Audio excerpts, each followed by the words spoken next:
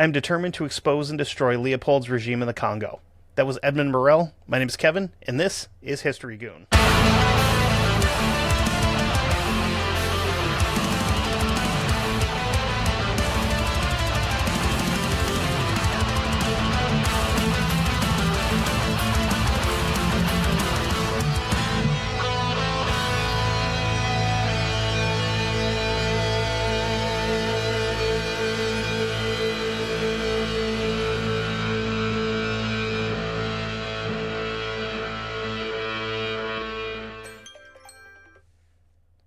What is going on, everybody? We are back again, and like I said before, this is going to be part 2 of our King Leopold II of Belgium episode. I had to break it up into 2 parts because if not, it would have been like, I don't know, 2 to 2.5 hours long. And I don't want to listen to myself talk for that long. You guys probably don't want to listen to me talk for that long, so I'm trying to do it in little like hour and a half long chunks. So if you're joining me here today, thank you, first of all. But if this is your first episode, please go back and listen to part 1. So much happened that it would take me basically an entire episode to recap it all before we kind of got busy with episode 2. And honestly, who starts anything on part 2? I mean, you're not going to go back and watch episode 2 of Star Wars and start from there. Personally, wouldn't... I would personally skip part 2 and go to part 4 because those are the good ones, in my opinion, at least. The first one was boring. I hated Jar Jar Binks. Anyway, we're going to start off with a good guy, which is kind of new for this series because we haven't had any good guys yet. We're going to start off with George Washington Williams, who's an American journalist, lawyer, and political activist.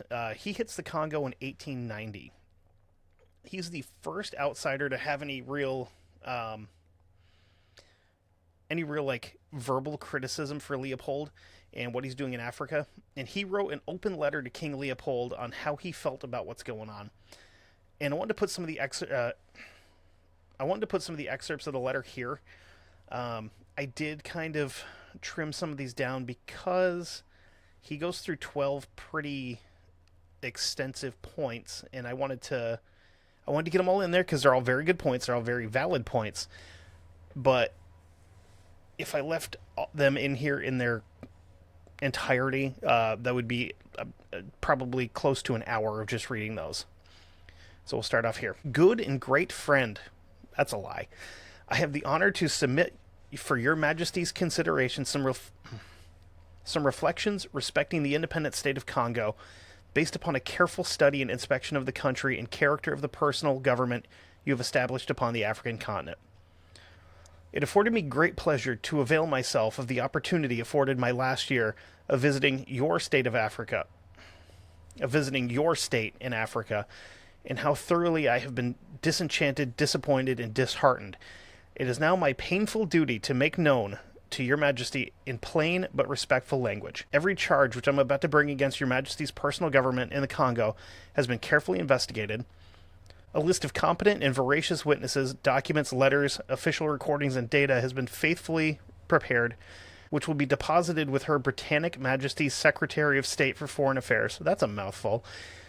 Until such a time as international commission can be created with power to send for persons and papers to administer oaths and attest the truth or falsity of these charges. There were instances in which Mr. Henry H. Stanley sent one white man with 4 or 5 Zanzibar soldiers to make treaties with native chiefs. The staple argument was that the white man's heart had grown sick of the wars and rumors of war between one chief and another, between one village and another, and the white man was at peace with his black brothers and desired, quote, to confederate all African tribes for the general defense and public welfare. All the sleight of hand tricks, rim shot on that one, had been carefully rehearsed, and he was now ready for his work. A number of electric batteries had been purchased in London when attached to the arm under the coat, communicated with a band of ribbon which passed over the palm of the white brother's hand, And when he gave the black brother a cordial grasp of the hand, the black brother was greatly surprised to find his white brother so strong that he nearly knocked him off his feet, in giving him the hand of fellowship. When the natives inquired about the disparity of strength between himself and his white brother, he was told that the white man could pull up trees and perform the most prodigious feats of strength. Using parlor tricks on not very advanced native folks and just being scumbags. It's not going to get better.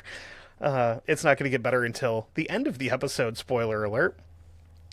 The white brother took from his pocket a cigar, carelessly bit off the end, held up his glass to the sun, and complacently smoked his cigar to the great amusement and terror of his black brother.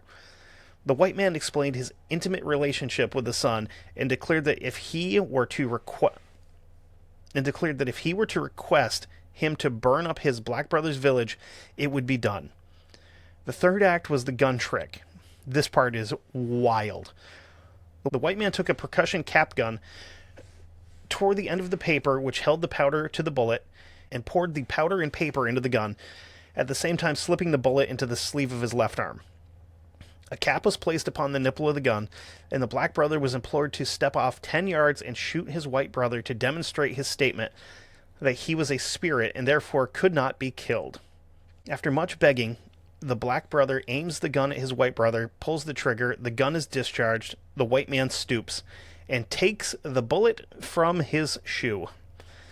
By such means as these, too silly and disgusting to mention, and a few boxes of gin, whole villages have been signed away to your majesty. So now we're going to get into these 12, again, very good, very well thought out and worded points. Again, going to abridge them because it would take forever. First, your majesty's government is deficient in the moral, military, and financial strength necessary to govern a territory of 1,508,000 square miles, 7,251 miles of navigation, and 31,694 square miles of lake surface. The Congo is huge. It's one of the, I could be wrong, it might be one of the, I'm pretty sure it's one of the bigger countries in Africa, like, as a whole. In the lower Congo River, there is but one post in the Cataract. In the lower Congo, there is but one post in the Cataract Region 1. From Leopoldville to Ngambi, from Leopoldville to Ngambi, a distance of more than 300 miles, there is not a single soldier or civilian. Second, Her Majesty's government has established nearly 50 posts consisting of from 2 to 8 mercenary slave soldiers from the East Coast. There's no white commissioned officers at these posts. They are in charge of the black Zanzibar soldiers, and the state expects them not only to sustain themselves, but to raid enough to feed the garrisons where the white men are stationed. Again, this is piss poor management and governance on Leopold's part. But he does not care, because to him, these are not people. Keep that in mind. Third, Your Majesty's government is guilty of violating its contracts made with these soldiers, mechanics, and workmen, many of whom are subject to other governments. Their letters never reach home. So he's also having people pull the mail, read the mail, and if there's anything in there negative, it's being destroyed. Either that or they are just destroying bags of mail wholesale to make sure that nobody's getting anything negative out. Fourth, the courts of Your Majesty's government are abortive, unjust, partial, and delinquent. I have personally witnessed and examined their clumsy operations. The laws printed and circulated in Europe for, quote, the protection of the blacks in the Congo are a dead letter and fraud. Fifth, Your Majesty's government is excessively cruel to its prisoners, condemning them for the slightest offense to the chain gang, the like of which cannot be seen in any other government in the civilized or uncivilized world. Often these ox chains eat into the necks of the prisoners and produce sores about which the flies circle, aggravating the running wounds. So the prisoner is constantly worried. These poor creatures are frequently beaten with a dried piece of hippopotamus skin called a chicote, and usually the blood flows at every stroke when well laid on. But the cruelties visited upon these soldiers and workmen are not to be compared with the suffering of the poor natives who, upon the slightest pretext, are thrust into the wretched prisons here in the upper river. I cannot deal with the dimension of these prisons in this letter, but will do so in my report to my government. Keep in mind, he's American, okay, and this is 1890, so we are not technically like a world power yet, but the U.S. is big enough and has enough money to go overseas and do something about this, which we didn't, because it wasn't. This is back when we were very isolationist and not the world police like we are today. My personal opinion, I don't think we should be the world police. I think we have enough things to deal with here that we don't need to stick our noses in everybody else's business unless it's something very, very bad going on. I don't like to talk like modern day politics on here because my political views are a little different than a lot of people's, but that's just me personally. But sixth, women are imported into Your Majesty's government for immoral purposes. They are introduced by two methods. Black men are dispatched to the Portuguese coast, where they engage these women as mistresses of white men, who pay to the procurer a monthly sum. So they are getting women to make into prostitutes on a subscription level? Oh, God. It's like Netflix for gross stuff. The other method is by capturing native women and condemning them to 7-year servitude for some imaginary crime against the state with which the villages of these women are charged. The state then hires these women out to the highest bidder, the officers having the first choice and then the men. Whenever children are born of such relations, the state maintains that the woman being its property, the child belongs to it also. I can see Williams getting exceptionally angry about this, considering that he was a black man born in 1849. Thankfully, he was born in Pennsylvania, but I know this part had to just absolutely chap his ass, probably more so than some of the other things that he witnessed. Had he been born further south in the 1840s and he witnessed this, I don't think this would have been a nicely worded. I don't think this would have been a nicely worded letter. I think this would have been a boat trip to Belgium followed by a fist fight with this giant white nerd in the castle over there. Seventh, Your Majesty's government is engaged in trade and commerce, competing with the organized trade companies of Belgium, England, France, Portugal, and Holland. Yes, he did say Belgium in there. They are his mini government inside the Congo is competing with the Belgian government because the Belgian government doesn't own the Congo. He owns it personally. So, had the Belgian government owned the Congo and he was still doing this stuff, he'd be double dipping and making money off of both of them. But because he personally owns the colony, he's competing with his own country for trade routes and stuff like that, which is wild. It's really weird to try to do the mental gymnastics to make that work. It taxes all trading companies and exempts its own goods from export duty. It makes many of its officers ivory traders with the promise of a liberal commission upon all they can buy or get for the state. So now we're also going to introduce tax fraud, because we're taxing everybody else's stuff except for what's going back to Belgium, because I'm not paying taxes to send it back to somewhere where I can then sell it in my own country and also not pay taxes on it. Had this guy been around in like the 1920s, he could have killed 1,000 people and they would have got him on tax evasion like they did Al Capone. State soldiers patrol many villages, forbidding the natives to trade with any person but a state official, and when the natives refuse to accept the price of the state, their goods are seized by the government that promises them quote-unquote protection. When natives have persisted in trading with the trade companies, the state has punished their independence by burning the village in the vicinity of the trading houses and driving the natives away. So you're going to play ball the way we want you to play ball, or else we're going to firebomb your entire village. Sorry if this episode and last episode aren't quite as fun as the rest of them have been. This is a rough topic, but again, like I said last time, this is a guy that not many people know about because we like to brush stuff under the rug when it comes to history of bad things that have happened in the world. Ask Germany and Japan and us, the US to an extent, the British.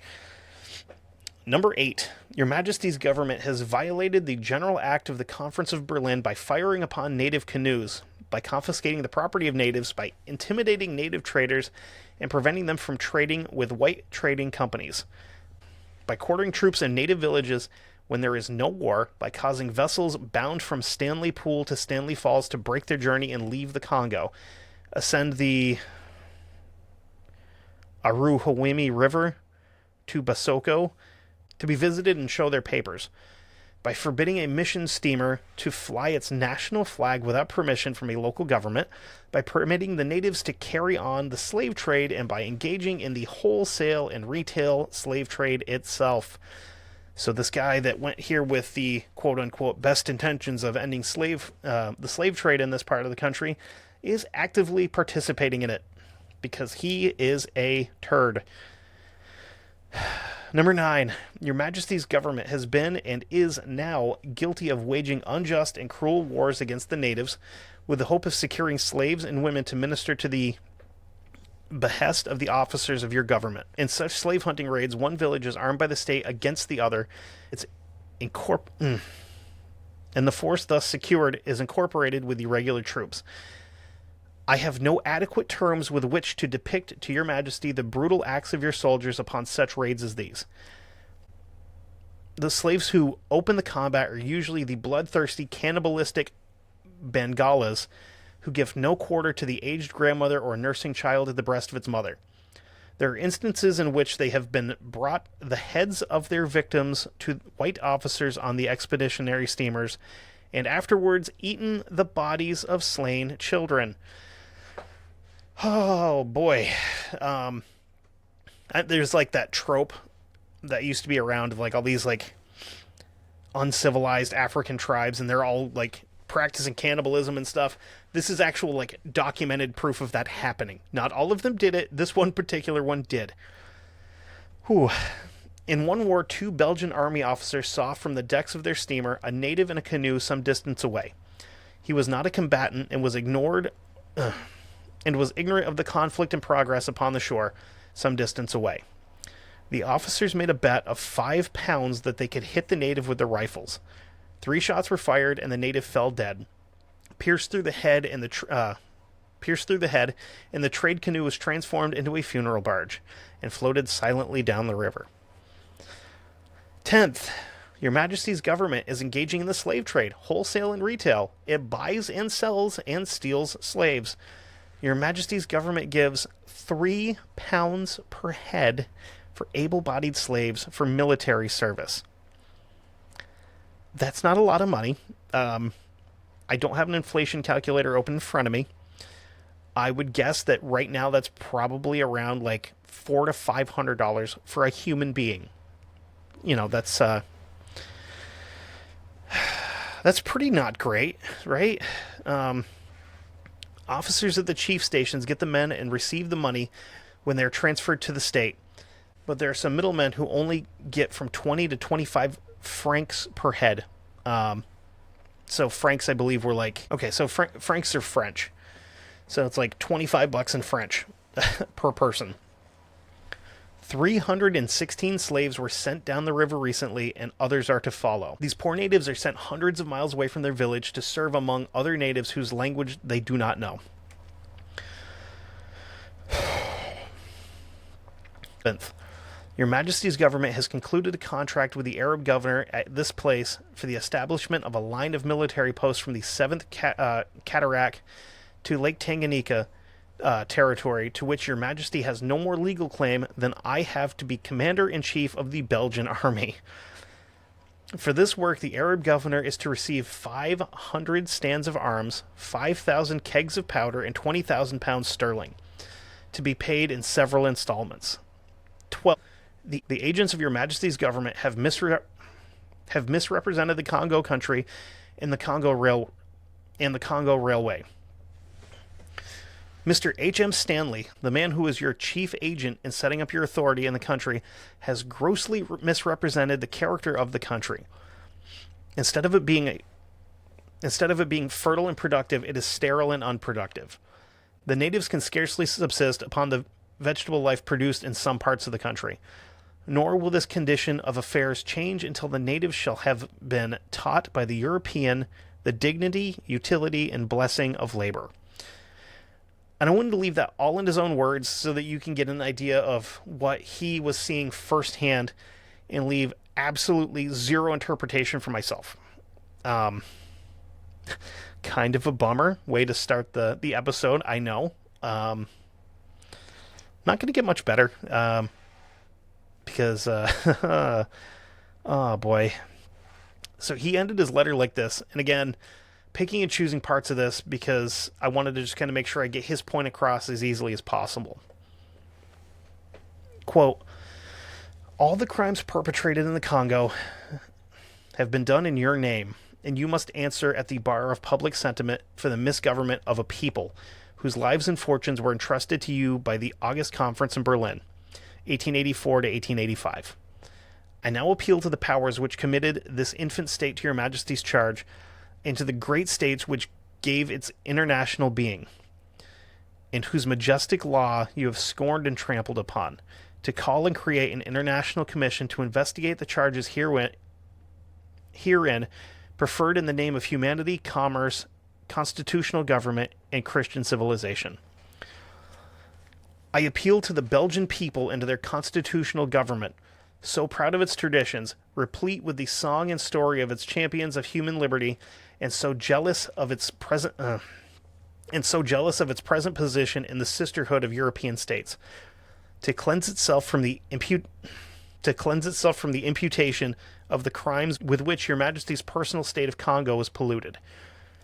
I appeal to anti-slavery societies in all parts of Christendom, to philanthropists, Christians, statesmen, and to the great mass of people everywhere to call upon the governments of Europe to hasten the close of the tragedy your Majesty's unlimited monarchy is enacting in the Congo. I appeal to our Heavenly Father, whose service is perfect love, in witness of the purity of my motives and the integrity of my aims. And to history and mankind I appeal for the demonstration and vindication of the truthfulness of the charge I have herein briefly outlined. Now, Leopold took offense to this, and he was not about to let a black man speak to or about him like that, so he called a big meeting of newspaper writers and basically ordered them to write a really, nasty hit piece on Mr. Williams here. This group project came out to be 45 pages of slander and absolute bullcrap that calmed everybody down, and that, mostly the folks that are starting to have any kind of criticism for him, especially anybody that read what he had written. This article comes out in This article came out in July of 1891. George Washington Williams died in August of that year. There's nothing suspicious or malicious. He died from tuberculosis in Liverpool, England. So later in 1891, after the heat dies down, he introduces a new law in the Congo. All natural resources in the Congo now belong to the Congo Free State. So to clarify, all natural resources in the Congo now belong to Leopold personally, because the Congo Free State belongs to Leopold personally. So he was nice enough to start paying the Congolese people to gather all these resources, but they're now no longer allowed to trade with any other countries, which up until now they'd been allowed to trade with the German colonies, the French colonies, the English colonies, to a lesser extent like the Spanish and Italian colonies because they weren't really around. But when he first set this up, it's all supposed to be like this big hub where all these different countries can come together and trade in the Congo with little to no tax or questions being asked, but that's now gone. Everything here belongs to Belgium. Not Belgium, to Leopold. And now Leopold starts farming out sections of the country to private businesses. And these businesses would work like private governments with their own private militaries and private law enforcement. This is bad. This is bad. Villagers around these areas started getting visits from state officials with armed guards and were told that they now had monthly quotas to hit for ivory and food. Oh, and whichever station was closest, if they needed labor, they'd be required to supply that too. The big occupation that the whites were looking for were porters. In this case, porters are basically human pack mules. At one point in time, they quote-unquote went through 50,000 porters in 1 year, and I'm not real sure what went through means to these guys. I don't know if they, worked until whatever job was done, or if they worked until they were dead. Didn't really go into too many specifics there. The best part is when the Congolese people stopped taking the ridiculous payments in beads and random pocket crap, they're then forced into labor.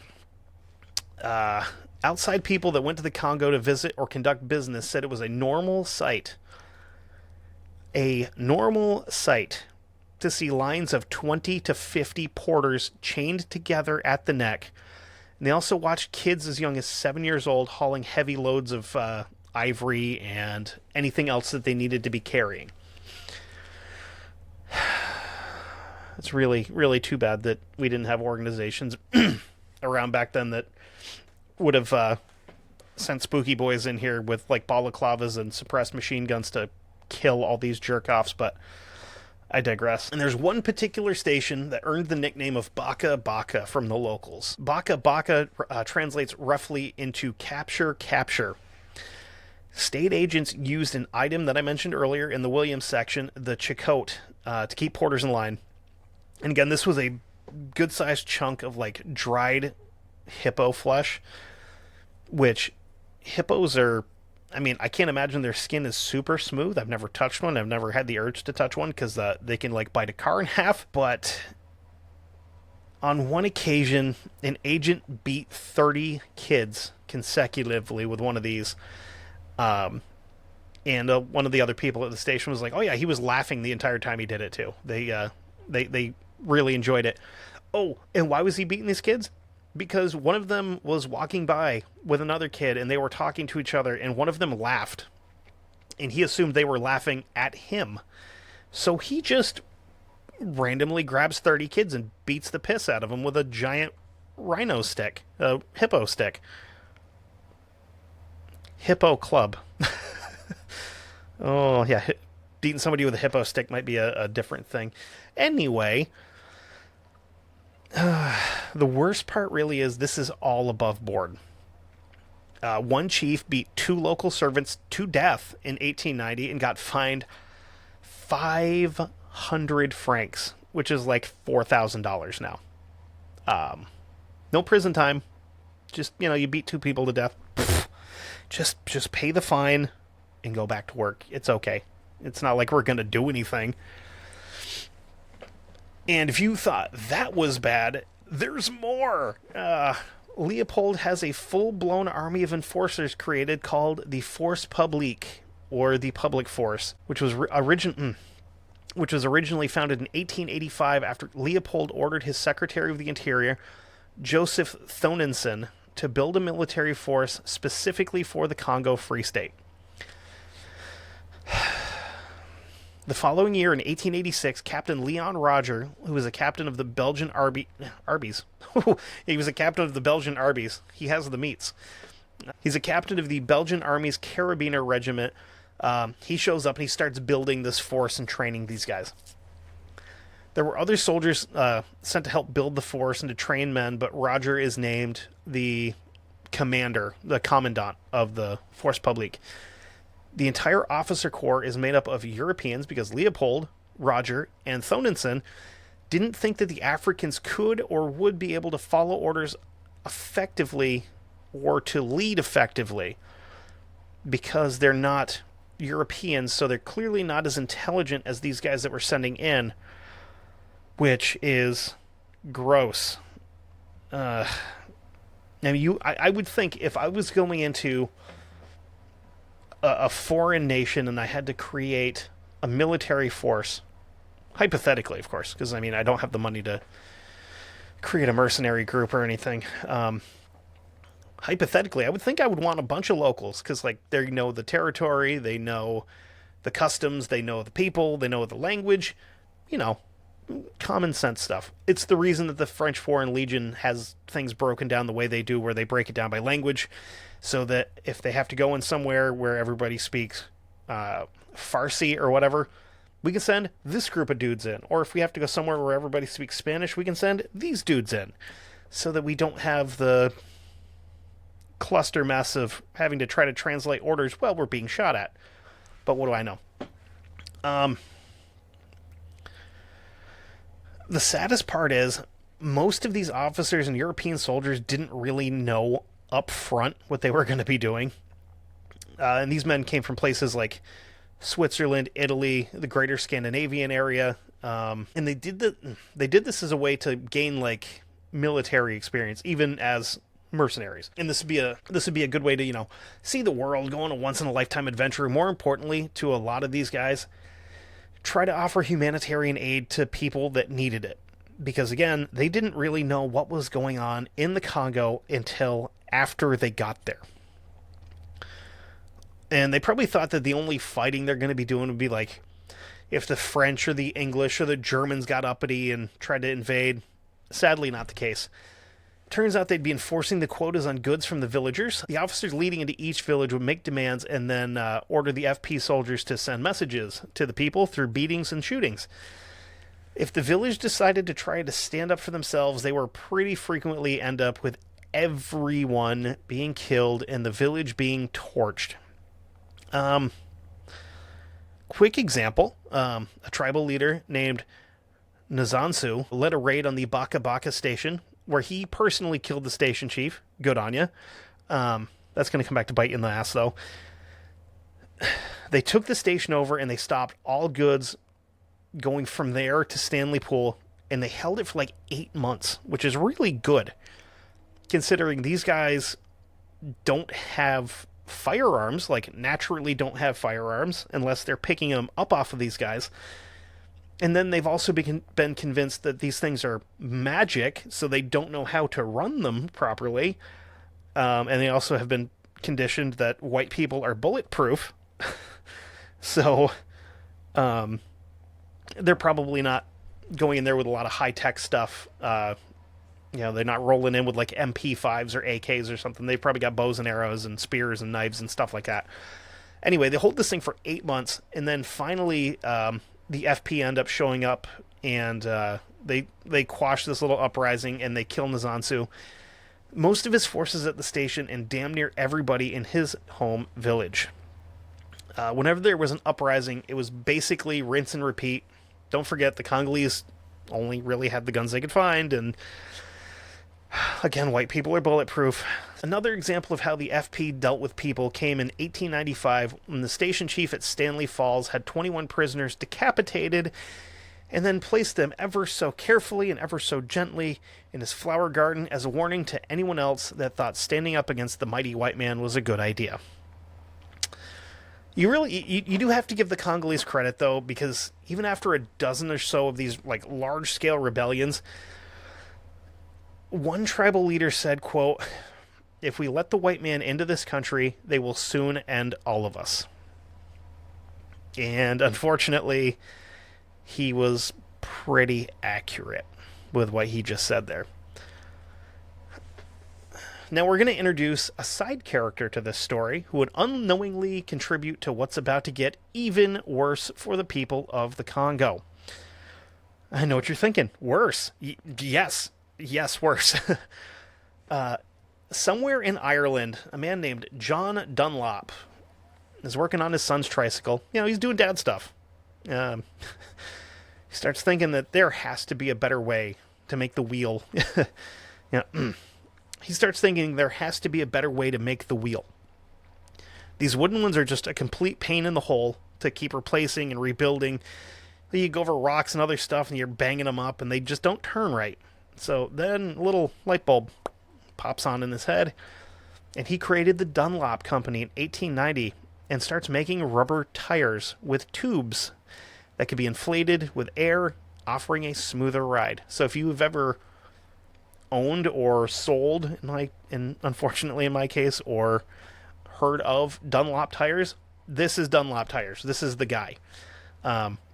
Again, he is not a bad guy in this story. He is just an unfortunate side character that, again, had no contribution to any of the bad stuff that's happening, other than the fact that he recreated the wheel in a way that we still use today. Now, to make rubber tires, obviously you need rubber. And rubber comes from rubber trees. And it turns out the Congo is lousy with rubber trees. I believe that the Congo, after... I can't remember what country it is in Southeast Asia, is the highest producer of natural rubber. But I think the Congo is top... Well, at one point in time was top 2 or 3. So they were a big-time producer because of this. Collecting rubber wasn't easy or safe. The vines that have to be cut snake through the trees up and past 50 feet in the air. Due to the demand that's being made by the Free State, each adult male in the Congo was supposed to collect 6 to 9 pounds of rubber every 2 weeks. Keep in mind, it's not like you're up there hacking off big chunks of black rubber stuff off of trees. It's a really thick white sap. So they have to collect 9 pounds of sap every 14 days.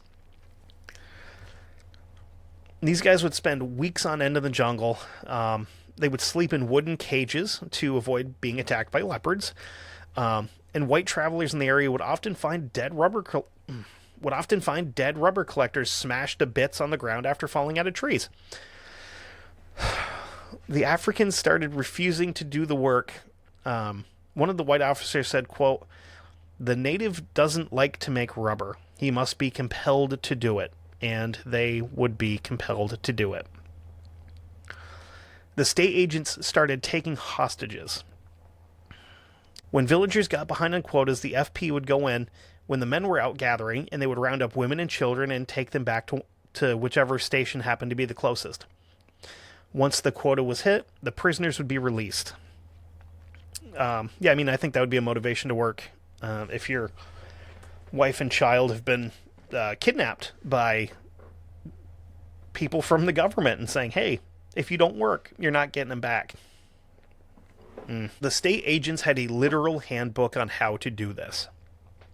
Here's a neat little quote from that handbook. "In Africa, taking prisoners is an easy thing to do. When villagers flee to the forest, men are posted because they will return for food. You will be certain of capturing people after a brief delay." A brief delay, your Uber Eats driver hit a nail or something. I'm going to be so glad when this episode is over. I wanted to do a scumbag, and I'm doing a scumbag. The rubber business couldn't have picked up at a better time because the ivory demand had gotten so bad that nearly the entire elephant population in the Congo was wiped out.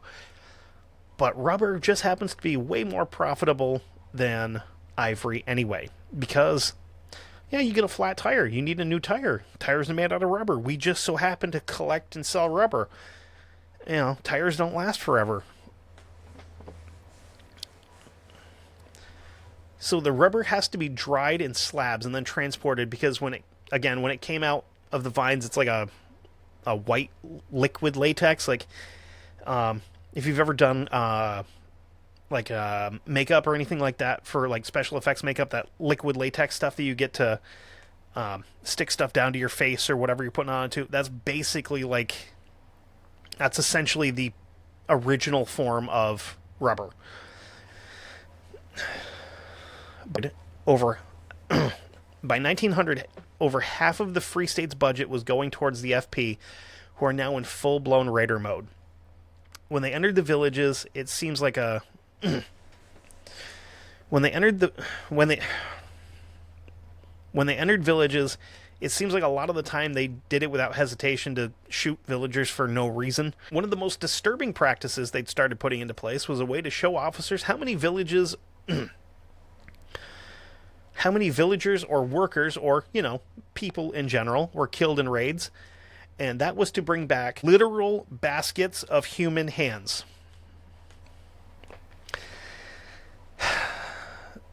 To get even worse, this was done because ammo was counted on returns to make sure that they weren't wasting bullets. 1 bullet should be missing per hand returned. And if that wasn't bad enough, if the bullet didn't kill the victim, and sometimes it didn't, these guys took to cutting hands off survivors just to fudge the numbers, to make it look good. Make it look like they're doing their job the right way. Back in Brussels, our hero Leopold is living the dream. He's importing animals from Africa for zoos in Belgium. We'll circle back to that in a bit, obviously not for any good reason. He also had exotic plants brought back for the national greenhouse so that the people of Belgium could see what some of the flora was like. That part's kind of cool. That part's kind of cool for like educational purposes where you can go, these are plants that are growing naturally and wild on a completely different continent that you are never going to see unless you come check the museum out. Cool. I mean, I guess the same could go with the zoos. Because, there's not a lot of rhinos or... not rhinos, but there's not a lot of hippos or elephants or, species of, small little monkeys and stuff like that running around in Belgium. I'm not sure if the gorilla had been discovered at this point or if it was still just, a cryptid. Because I know the gorilla wasn't discovered until, late 1800s, early 1900s, somewhere in there. Anyway, he also took some of his profits from the Free State to build a golf course and a royal chalet in Belgium and France. And now that I've read that, I need to reiterate, this wasn't one golf course that went across the border of Belgium into France, or a chalet that was on the border. No, he built a golf course in France and a chalet in France, and he also built a golf course and a chalet in Belgium. So he's got plenty of money, and here's where some word is kind of sneaking out of the Congo about what's actually going on. Basically, for the first time since George Washington Williams visited and wrote his letter to the king. Most of this is coming from a source most people probably wouldn't believe, unfortunately, which is the church. Missionaries from across Europe and the U.S. left home to go spread the word to the people of Africa. I know it might upset some people, to think about the fact that they were actually there trying to convert folks to Christianity. But in this case, it was kind of a good thing that they were there. I know a lot of people don't like... They don't like it when folks go in and force religion on people. That seems to be on a case-by-case basis, though, depending on where you're at. But they're there teaching the native people how to read, write, how to set up worship centers made out of grass. They're preaching on Sundays. Sunday services were not mandatory for the villagers. They were just there in case anybody wanted to attend. They offered aid in the form of clothing and meals handed out by the missionaries, and unfortunately were first-hand witnesses to the aberrant behavior, to say the least, happening in the Congo. One of the more horrific sights that an American minister found was stumbling across a chief whose tribe was on good terms with the FP. The minister approached and asked the chief what he was doing, because he noticed a small little fire, and as he got closer, he notices that this man is smoking human hands over said fire. Quote, "Here is our evidence. I always cut off the right hands to show the state how many we kill." So this is a tribe that's working for the Force Publique to enforce these new insane laws that they've put into place. And here's where reports start hitting England about the hostages, the slave labor, the severed hands, the mayhem going on. And now Leopold has to respond. And he plays the I'm just as surprised as you are. I don't know what's going on card. And said that he couldn't control what happened there. Let that settle in for a second. He controls all of the money going into it, and then he controls all of the money and supplies coming out of it. But he has no control over what's going on there. He has control over the fact that they created a military for this country to force people to work, but he has no control over what's going on in the country. Then he also pulled the whole you can't let a few bad apples ruin the bunch and said that he would find who was responsible for all this and have them tried in a military court, blah, blah, blah. He formed the Commission for the Protection of Natives in 1896, which consisted of 6 missionaries. 6 missionaries to look into all of the reports of violence and manglings across the million square miles of territory. And of course, the news sources thought him a hero for quote-unquote taking action and finally doing something about what's going on. What they didn't know was that these missionaries were sent to the most peaceful parts of the country where he knew this wasn't going to be happening. And here's the wild part. They also have to pay for their own travel to investigate. So once they're in country, if they want to go somewhere to investigate what's going on, they've got to pay for the transportation, they've got to pay for their housing, they've got to pay for their food, they've got to pay whoever brought them there. Because it's not a Belgian colony, so I'm not paying for any of this. What a guy, huh? Oh, and of course, anything that they wrote had to go back to Belgium so it could be published to the news outlets. This committee met a grand total of 2 times the entire time it existed, and when those meetings happened, it was never between more than 3 of them, because they were spread out so far that you couldn't get all 6 of them together at the same time, because it would be almost impossible for them to all be there at the same time. 1897, Leopold is absolutely stoked. And why, you may ask yourself? Well, that's because the World's Fair is going to be in Brussels that year. The World's Fair is a huge deal. Some of the biggest things that have ever come out of the World's Fair are Cracker Jack popcorn, the zipper, the Ferris wheel, the automatic dishwasher, PBR, that'd be Pabst Blue Ribbon, was a cheap beer and then the hipsters got it, and now it's not necessarily a cheap beer anymore. The telephone, the H.H. Holmes murder castle, the Eiffel Tower, and the typewriter. I had to sneak one of those in there because it's fun. I have to make jokes where I can because this episode is not pleasant. It wasn't pleasant to write, and it's not pleasant to talk about. The 1897 World's Fair would be the debut of cotton candy and the muffler. Two pretty big deals right there.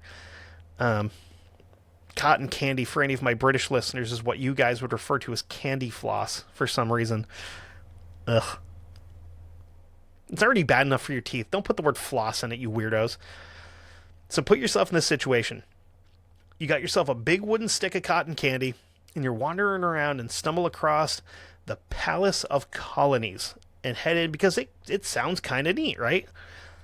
It's a giant, big, beautiful building designed by a French architect named Alfred Philbert Aldrofi. I got French in me. I just don't speak it. And this place is filled to the brim with exotic plants and animals.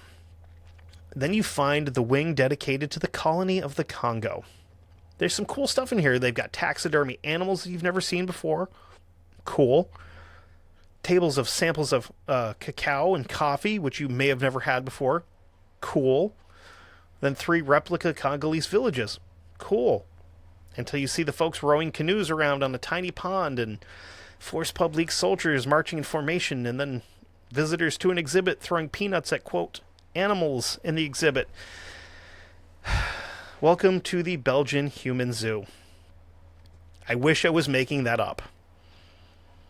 Leopold had nearly 300 Congolese people rounded up and forced onto ships to be used in this exhibit, and most of them never went home.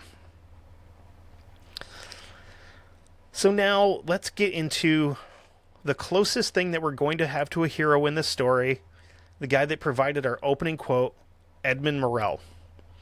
Edmund Morel was the head of the Congo Department of Shipping for the Elder Dempster Company, which controlled all of the shipping to and from the Congo. This was the company that Leopold would have hand-selected to control all of the transportation for stuff. I read in one source that this is actually also the same company that they smuggled Stanley and all those guys onto from last week, from the last episode that they smuggled onto to go down, set up all the stations and stuff like that. After the World's Fair, he started noticing some discrepancies in the bills of lading. Numerous shippings left, one after another, filled with only ammo and guns, and the agents of the Free State at the docks refused to let the ships be searched when they were shipping things back out. He was also the first one to notice just how much ivory and rubber was leaving the port regularly. By 1900, 11 million tons of rubber was leaving Leopoldville a year. And again, to keep in mind, each male in the Congo was responsible for collecting 6 to 9 pounds of rubber a week, or their family is going to be kidnapped again. Because I'm fairly confident that they very rarely hit those quotas, and they just had to keep dealing with their families being stolen from them. Oh, boy. And when these ships were returning to the Congo, they're filled almost exclusively with military equipment. The amount of things that can be considered payment or trade items for the local was non-existent. And this makes our buddy Morel here just kind of scratch his head and wonder how the natives are getting paid for their work. Then he started thinking a little bit harder, and he went, oh, they're not being paid. The Congo was being sacked by the Belgians. Like,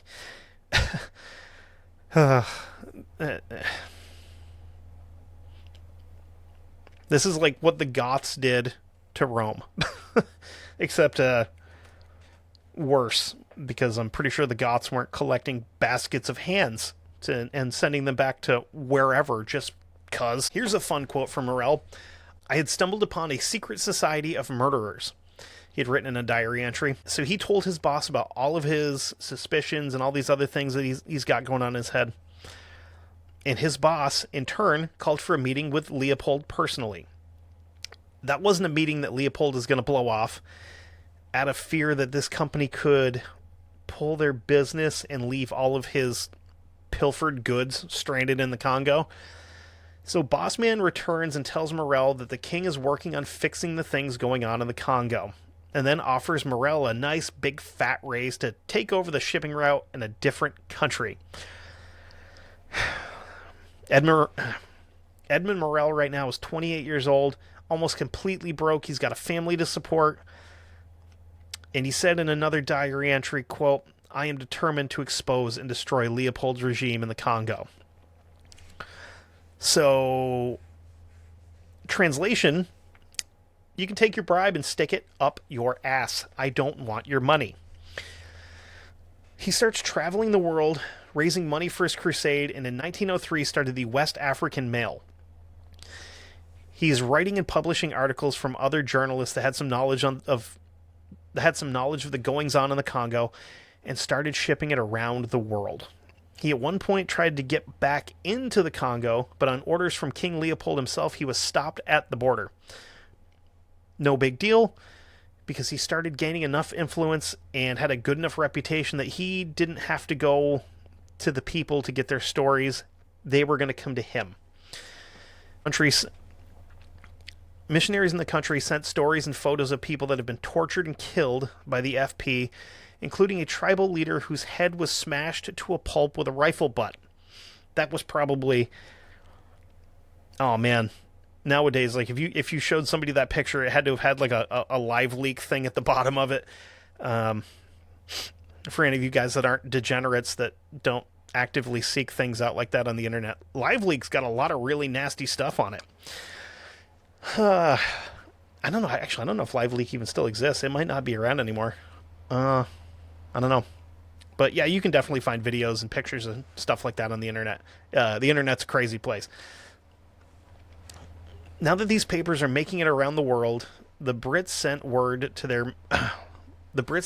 man at the British consul in the Congo that they are going to be looking into this effective immediately.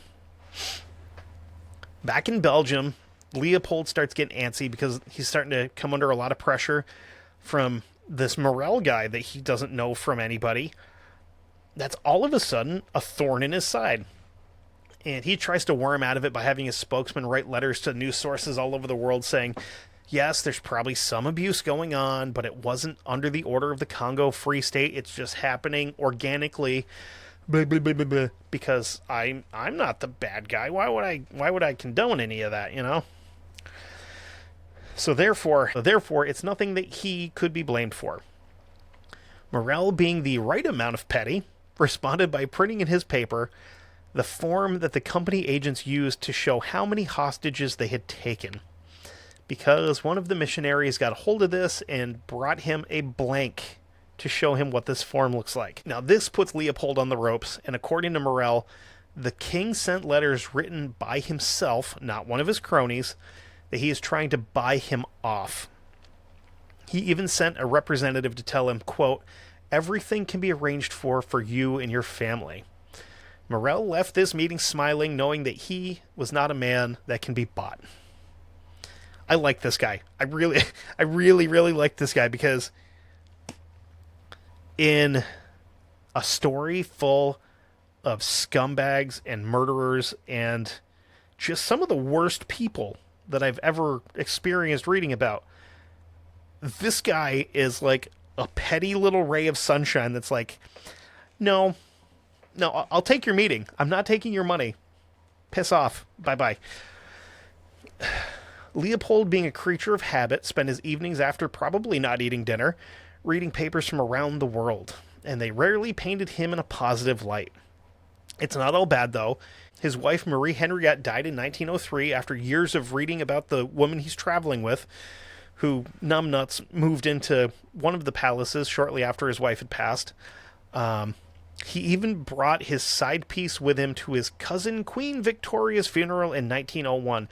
Yeah, so spoiler alert, all of the royal families in Europe are all related. World War I was essentially a family feud dick measuring competition because you had Tsar Nicholas and Kaiser Wilhelm, and I don't remember if it was Archduke Ferdinand or his wife and the Queen of the King of England. They're all related. They're all cousins. Like they could have like gone to Nana's house and had a, I don't know, boiled dinner on a Sunday and figured this all out, but instead it cost tens of millions of lives, and you know, it is what it is. But yeah, they're all related. Oh, and here's the other fun thing. At the point where Leopold's wife dies and he moves his side piece in, he's 65 and she is 20. So that's super gross because he has kids that are older than her. Ugh. By 1901, he'd stopped speaking to both his older daughters because they hated him for what he did to their mother. Because he was not very... he wasn't very discreet with his affairs, especially with this woman, because he's like, no, this is a good one. I'm keeping this one. So he was buying her like villas and stuff to live in and like paying for everything for her. And apparently talking about her to his wife at points. So I'm sure that went over very, very well. Man, so again, pettiness is not above him either. He starts trying to get Parliament to change the laws in Belgium that require parents to leave their children an inheritance, whether it be monetary or physical property, anything like that. He's trying to legally cut his kids out of his will. So now the wheels start falling off for Leopold. In 1904, the representative from the British consul in the Congo, Roger Casement, returned with his findings from his investigation in the Congo. Casement had been in the Congo on and off for 20 years, but hadn't traveled real far in the country, so he didn't really know how bad it was. He was staying in Boma, which is where the consul was, which at that point in time I believe was either the capital or like one of the bigger cities there. But he didn't go too far. During his investigation, he spent 3.5 months traveling and hearing horror stories from Africans about forced labor and hostage taking. He met with 5 guys that he had to hump miles into the jungle to find. Not a one of them had a right hand. If you look real carefully, if you are on video on Spotify, you're going to notice that I had a super cool little video intro there after the quote. If you look at it real close, one of those pictures on there is actually a picture that I fully intended on sharing here. Let me see if I can pull it up. So one of the pictures there, that I'm not sure if when Sam made it, he put it in there intentionally or if it was accidental. But one of the pictures there shows one of these people missing a right hand. And when I say people, I mean I'll just show you.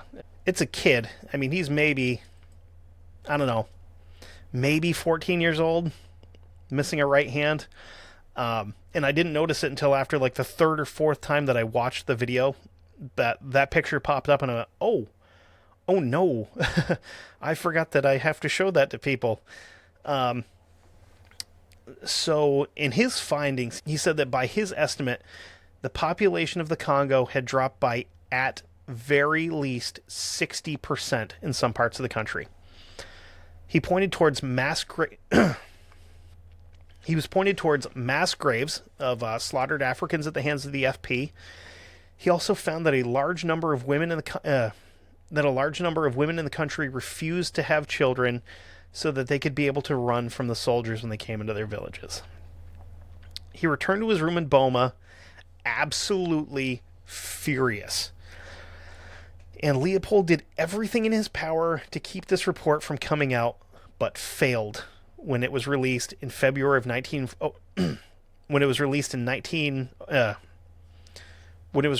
February of 1904, much to the amusement of Edmund Morel. Morel said the report that Casement had written, quote, "Finally, someone has exposed the most gigantic fraud and wickedness which our generation has known."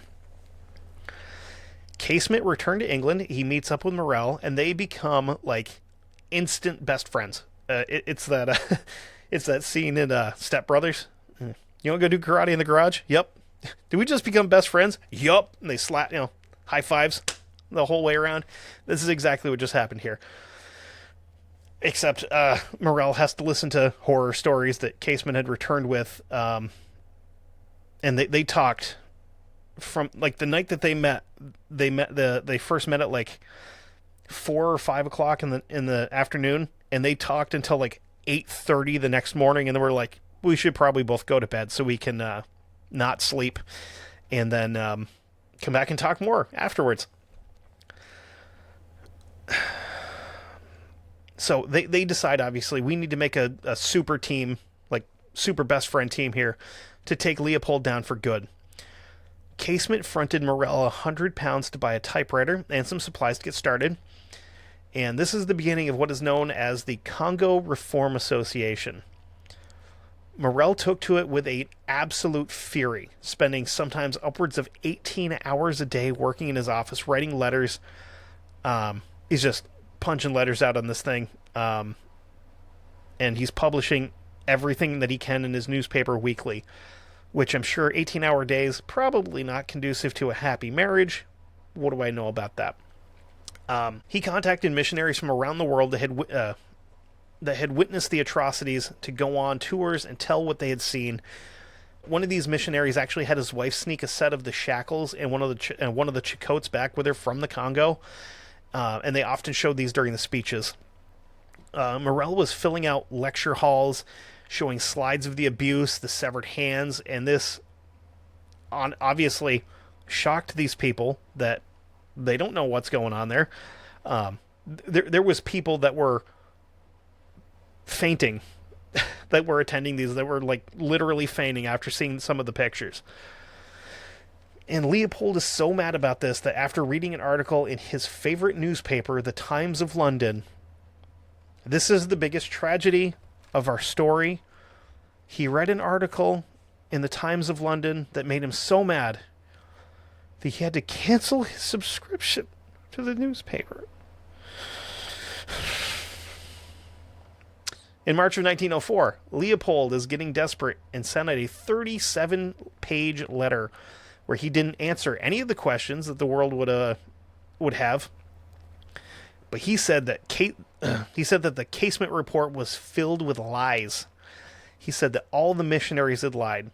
He said that Casement had been paying the natives that he spoke with to lie, which would have been the first time that the natives had been paid for anything, by the way, with anything other than pocket lint and shoestrings. And he claimed that all the dead Congolese were due to disease. Now, not all the dead Congolese were dead due to disease, but some of the dead Congolese were dead due to disease. We don't know the split, really, but it was probably less from disease and more from Belgian interaction. Then when the forced labor came up, he may have shot himself in the foot, because he said, in simple terms, the forced labor was good for them. It was the only way he could get them to do anything. He said that in the long run, they would thank him because it was preparing them to become part of, quote, modern civilized society.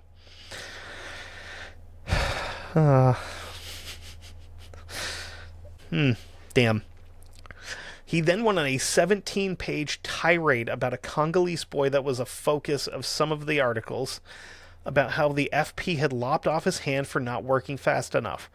I'm not 100% sure if that Congolese boy he's talking about is the picture that I shared, because unfortunately, that picture that I shared is not the only picture of a small Congolese boy with a missing hand. Like, if you Google Congolese missing hand, you are going to find hundreds of different images. The truth was, in fact, that he had had it bitten off by a wild boar, and that the Force Publique helped him to get medical attention. Of course, because they're good guys like that. To show how desperate he was, he organized a PR group in the Free State that published a pamphlet titled, quote, "The Congo is not a slave state." And "not" was in capital letters, of course, just to make sure that we really know that it was. This group of merry scumbags even resorted to bribing newspaper editors to try to keep Morel and Casement stories out of the papers. In a classic showing of journalistic integrity, they even sent their own reporters to the Congo to see if it was all that bad. In preparation for this visit, a few of the station chiefs were told to get the jails torn down and out of the way. Out of sight, out of mind. This is all, of course, too little, too late. The world is now watching the Congo, thanks to the work of Morel and Casement. The Congo Reform Association is now picking up some famous members, including a Polish prince, a very well-known French journalist whose name I can't pronounce, the power odd couple of Booker T. Washington and Mark Twain. The guy that created a character in Huckleberry Finn called, N-word Jim. He's on board with trying to help out these people in the Congo. Turns out, by this point in his life, he wasn't a huge slavery guy. In his younger years, Mark Twain was kind of like, meh. He was indifferent to it at best. So Leopold now started another investigation, because he's having his feet held to the fire here. He sends 3 judges from Belgium to the Congo that would take basically the same tour that Casement did. Over the course of 4 months, they interviewed 370 people, including a chief named Lantulu, who, when he entered the room, laid 110 twigs on the table. They kind of look at him like, what the hell is this? And then he explains that each twig represented a member of his tribe that the Free State had killed. They returned to Boma and brought the findings to the governor, and he reads everything. And I like to imagine he just kind of like whap and just like smacked his head on the desk and was like, yeah, this is all true. The commission's report was released in November of 1905. The story was similar to what Caseman had told him, but now it couldn't be blamed on lying natives and missionaries. This is the final nail in Leopold's coffin. The people in Belgium turned on him. They called him and his failed colony an embarrassment to their nation, which it absolutely was, and he absolutely was. He was on vacation with his child bride in the south of France on one of his yachts when that report came out, and he just kind of hung out there until the end of 1906. By that time, he was pretty tired of dealing with everything, and the British government demanded that he turn over rule of the Congo to the Belgian government. So from there, he told his prime minister to start the process. Quote, "The Belgian people are tired of me. They want no more of me. Honestly, Leopold, I'm tired of you, and I want no more of you." So in 1907, Leopold is 72 years old, and he starts getting a little batty. I can tell you from my line of work, I can't tell you exactly what I do or where I do it. This is probably early onset dementia. He's probably starting to feel the beginnings of dementia. He starts riding around the grounds of his palace on a giant tricycle. He's drinking a huge amount of warm water because he thought it would, quote, help fight off disease. This is the weirdest part. He starts having his newspapers ironed before he would touch them to kill germs. If an aide sneezed within earshot of him, they were sent home. If Caroline, his child bride, wanted time away from him, she would just cough a couple of times and he'd ask her to leave. He also started some weird building projects in his old age. He had a platform built off of his office so that he could watch the construction of a nearby building that had nothing to do with anything he was doing. He's just a curious old man. They get nosy and strange. He also had a giant stone archway built in the center of Brussels that he used some of his money made in the Congo to build. The locals started calling it the Ark of Severed Hands because the stories of all the hand choppings have come out. And he built it with blood money. And honestly, I don't know if that thing's even still standing. I never even looked into it to see if it is. That'd be interesting to see. In November of 1908, residents in Boma joined for a ceremony when Belgium officially took control from Leopold and announced some changes. The people of the Congo could now gather rubber, ivory, and all the other natural resources freely. They could trade with whoever they wanted. They would pay taxes, obviously, and money, and the government couldn't force them to work anymore. That's really not as good as it sounds, because basically it went from slavery to indentured servitude because they have to make money to pay taxes, and the government and private companies still owned the majority of the country. So now they would have to go to work in mines or in giant farms to make enough to pay taxes. But at least they're not going to have their hands cut off and their families kidnapped. So, silver linings, I guess. In December of 1909, Leopold starts getting sick. Some sources say that it may have been a form of cancer. I couldn't find one way or the other. Either way, I hope it hurt. He and Caroline were married in a quick ceremony. His daughters returned to Brussels when they found out that he was sick, and he refused to see them. December 16th, a group of doctors operated on him to try to remove whatever form of cancer this is.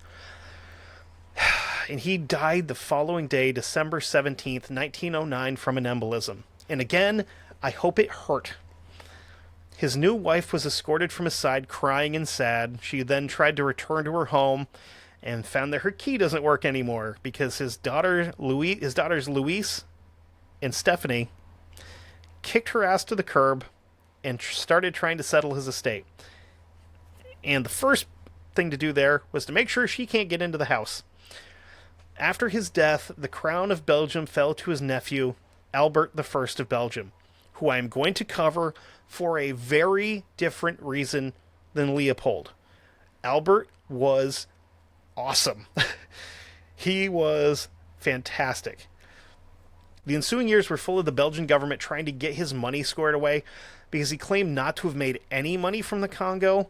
He was just doing this for love of the game, obviously, but turns out he had millions of francs in secret companies and made-up foundations. One of the companies that he had stashed money in owned 58 high-end properties across the city of Brussels. Another company owned $45 million worth of artwork and jewelry. It's estimated that in 24 years as the king and ruler of the Congo, that he made about 220 million francs, which today translates to about $1.4 billion. And right before he died, he had all of the financial records for the Congo destroyed. Because he wasn't doing anything shady, obviously, of course. So let's jump ahead to 1919, right after World War I.